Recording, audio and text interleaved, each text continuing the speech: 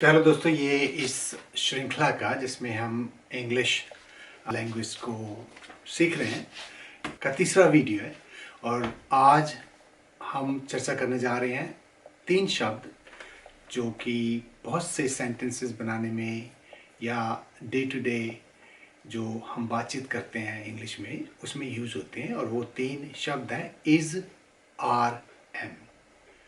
Is और are का मतलब है और एम का मतलब हूँ। तो ये जो है प्रेजेंट टेंस के जो सेंटेंसेस हैं उसमें खास करके यूज़ होते हैं। और इन शब्दों को यूज़ करके हमें इस बात का भान होता है सेंटेंस में कि कोई काम हो रहा है, प्रेजेंट में वो चालू है। तो ऐसे सेंटेंसेस में जो है इज़, आर, एम का प्रयोग होता है। और जैसा कि मैंने आपको पिछले वीडियो में बताया कि किसी भी लैंग्वेज में 3 काल होते हैं, पास्ट, प्रेजेंट और फ्यूचर। कल, आज और कल। तो ये जो 3 शब्द हैं ये आज के कॉन्टेक्स्ट में यूज होते हैं। तो चलिए इज, आर, एम को आप सेंटेंसेस में यूज करके देखते हैं। जैसा कि मैंने आपको बताया इज यूज होता है जब हम किसी दूसरे व्यक्ति के बारे में बात कर रहे होते हैं। और अगर आपको सेंटेंस बनाना है, किसी के बारे में आप बात करने वाले हैं कि कोई काम हो रहा है उस व्यक्ति के द्वारा, तो आप इसका प्रयोग करते हैं। जैसे कि राधा इज कुकिंग, राधा खाना बना रही है। Rahim is going to school, Rahim school को जा रहा है। She is writing a letter, वो एक चिट्ठी लिख रही है। ही इज प्लेइंग फुटबॉल, वो फुटबॉल खेल रहा है।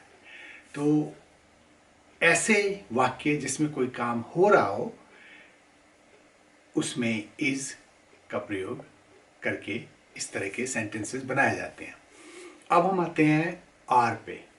आर का यूज होता है जब आप अपने सामने कोई आदमी है या कोई महिला है उसके बारे में बात कर रहे हो, या एक से ज़्यादा आदमियों की बात हो रही हो, या वो कुछ कर रहे हो, उन्हें जब सेंटेंसेस में बताया जाता है तब आर का प्रयोग किया जाता है। अब थोड़ा इसे क्लियर कर लेते हैं थोड़ा सेंटेंस में यूज़ करके कि यू आर ट्रैवलिंग, आप यात्रा कर रहे हो। They are riding a bicycle, वो एक साइकिल की सवारी कर रहे हैं। We are going to cinema, हम मूवी देखने जा रहे हैं। तो इस तरह से जो सेंटेंसेस बनते हैं उसमें आर का प्रयोग होता है। अब हम आते हैं एम पे। एम का सीधा सा लोचा ये है कि एम जब आप अपने बारे में बात करते हैं तब एम का प्रयोग करते हैं। जैसे कि I am recording a video, मैं एक वीडियो रिकॉर्ड कर रहा हूँ। I am eating my dinner, मैं अपना खाना खा रहा हूँ। I am going to school, मैं स्कूल जा रहा हूँ।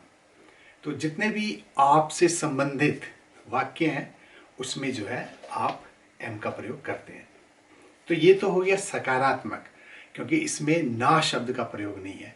अब इन्हीं सेंटेंसेस को जब आप नकारात्मक बनाते हैं, मतलब नेगेटिव सेंटेंस में ले जाते हैं, तो आप क्या करते हैं, सीधा सा इसमें उपाय ये है कि जितने भी इज, आर, एम है उसके पीछे आप डायरेक्टली नॉट लगा देते हो, एनओटी। जैसे कि इसका एक एग्जांपल ले लें, she is not reading a book, वो एक किताब नहीं पढ़ रही है। ही इज नॉट प्लेइंग, वो खेल नहीं रहा है। तो ये हो गए आपके इज के एग्जांपल्स। अब हम आते हैं आर के एग्जांपल्स पर। अगर नेगेटिव बनाना चाहें तो हम कहते हैं you are not riding a bike, आप एक बाइक की सवारी नहीं कर रहे हो। दे आर नॉट ट्रैवलिंग, वो यात्रा या सफर नहीं कर रहे हैं। ये हो गया। तो ये जो है आपके नकारात्मक या नेगेटिव सेंटेंसेस हो गए जब हम इज, आर, एम का प्रयोग करते हैं।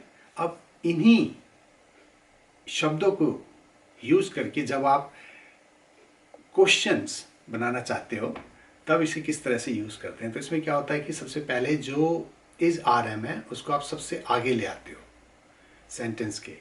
जैसे कि अब एग्जाम्पल पे हम शुरू करते हैं फिर इज से। इज राधा कुकिंग, क्या राधा खाना बना रही है। इज द बर्ड फ्लाइंग, क्या वो चिड़िया उड़ रही है। Is she going to Delhi, क्या वो दिल्ली जा रही है। तो ये हो गया आपके इसके एग्जाम्पल्स। अब हम आते हैं आर पे। आर यू ईटिंग, क्या तुम खाना खा रहे हो।